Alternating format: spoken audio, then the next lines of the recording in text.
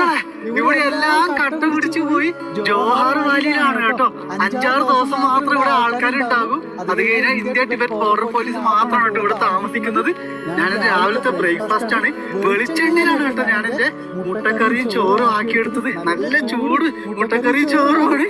ഈ സ്ഥലം കണ്ടോ ഹൈ ആൾട്ടിറ്റ്യൂഡിലാണ്. വലിയൊരു ഗ്ലേസിയറിലേക്കുള്ള യാത്രയാ. ഇന്ന് യാത്ര നടക്കത്തില്ല, കാരണം മൊത്തം മഞ്ഞും കൂടി. ഈ ഒരു വീട് കണ്ടോ, ഇതിന്റെ അകത്താണ് ഞാൻ ഭക്ഷണവും കാര്യങ്ങളൊക്കെ ആക്കി എടുക്കുന്നത്.